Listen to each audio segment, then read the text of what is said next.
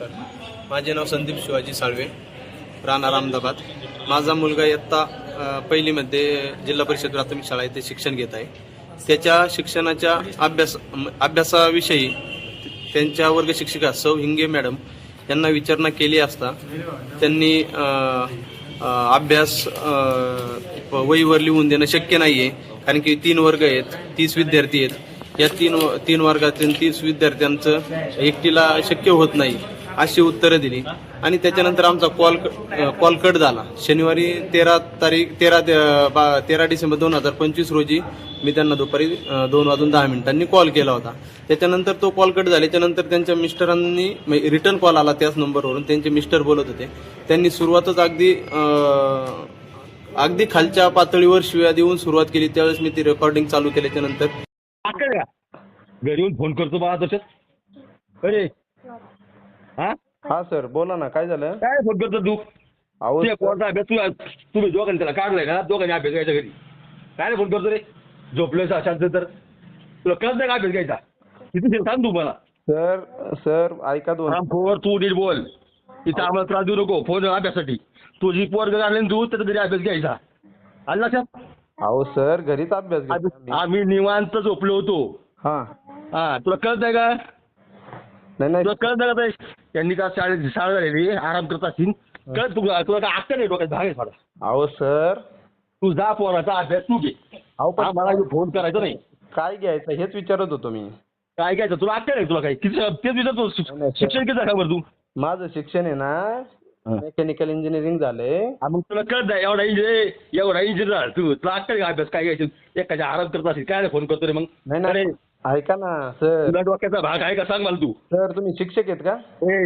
अरे नाही शिक्षक मी सोडून दिलं. आता काय तू 4-5 दिवसापर्यंत दुःख सोडून दिलं. तुला काय म्हणायचे? नाही सर. पेशंट कार्ड फ्रॉम करा. अहो सर परत असा फोन करायचा नाही. ते खायला रिसिव्ह करत नाही परत. आणि मी शिक्षक मला विचारू नको तू. तू इंजिनियर मोठा मेकॅनिकल.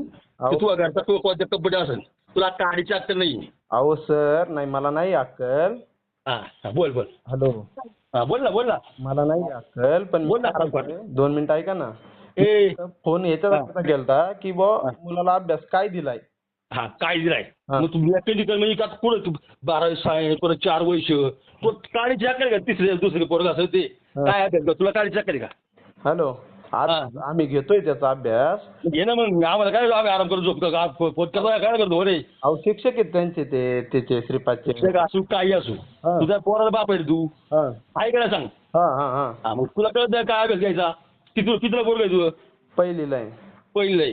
मी सांगतो तुझा अभ्यास पोराला. मुळाक्षर दी 5 अक्षरांची 14 खरेदी उजळणी दी ABCD इंग्रजी दी. एवढी अक्कल नाही का तुला? अरे अहो मग मी तुम्हाला ते एवढी अक्कल नाही तुला? पहिला अभ्यास काय असतो तेच विचारतोय मी. तुला अक्कल नाही का? नाही मला नाही अक्कल. तुम्हाला फोन लावलाय. अरे मूर्खा तू मेकॅनिकल मी पण इंजिनिअरिंग केले. सर ऐका ना मला अक्कल नाही म्हणून तुम्हाला फोन लावलाय ना सर. तुला अक्कल फोन करता होता. अहो सर मी काय तू मेकॅनिकल मी पण बी झालेलं आहे. फक्त 2 वर्ष राहिली होती माझी. तू काय सांगतो? नाही सर ऐका ना 2 मिनिटं मी काय सांगतोय. मग तुझ्या आईला पण फोन नाही केला पाहिजे. बोल बोल अजून काय अभ्यास विचार. मी फक्त विचारासाठी फोन केलता की केलाच नव्हता पाहायचा. तू शहाणा असतं ना फोनच केला नसता. मग त्याला शांतपणे आराम करतात आता त्यांना करून देऊ. काय फोन करायचं 1 दिवसासाठी? अहो 1 दिवसासाठी नाही रोजचाच विषय. रोजचं मी पण रोजचा अभ्यास सांगतो. रोजचा अभ्यास मी सांगतो तुला. रोज काय करायचं? मुळाक्षर लावायची. 6 अक्षरांची 14 खरेदी लावायची. उजळणी द्यायची. ABCD लिहायची. 2 ते 5 पाढे पाठ करायची पहिलीची पोरांनी. आणखी तुला काय सांगू? रोजचा अभ्यास हाची. परत फोन करशील का आता?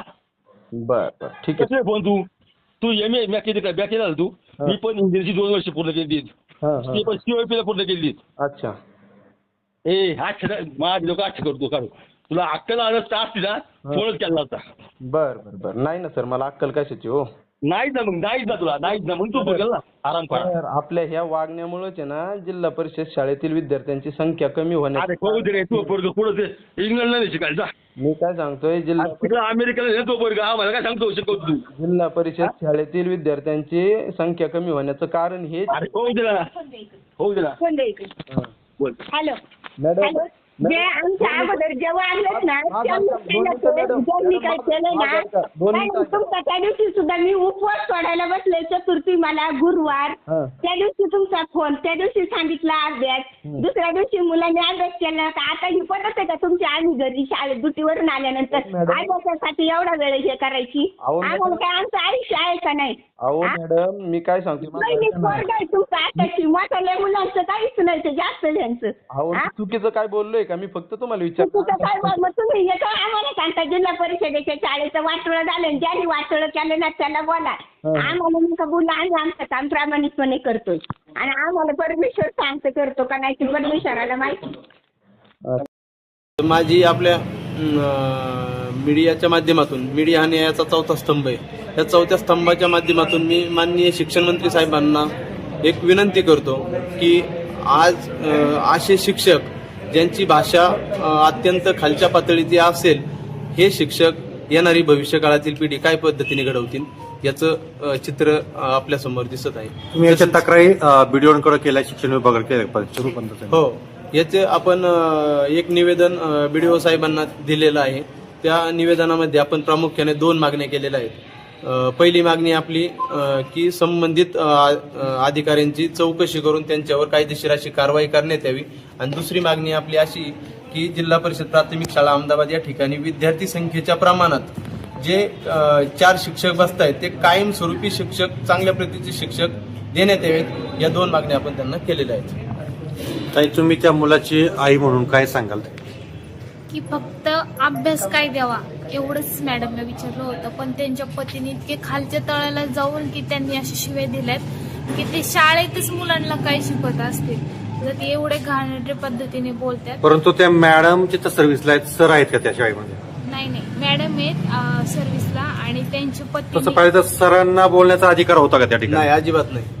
तरी त्यांनी तो फोन घेऊन मॅडमच्या वतीने त्यांनी फोनमध्ये हस्तक्षेप केला. आणि दुसरी सांगण्याची गोष्ट सर त्या मॅडमचे पती हे सुद्धा स्वतः एक शिक्षक आहेत आणि स्वतः एक शिक्षक असून आपण गुरुजनांकडून अशा पद्धतीची वागणूक किंवा अशा पद्धतीचं वक्तव्य म्हणजे ते खूपच शालेय शिक्षण पद्धतीला हे काळीमा फासणारं वक्तव्य आहे.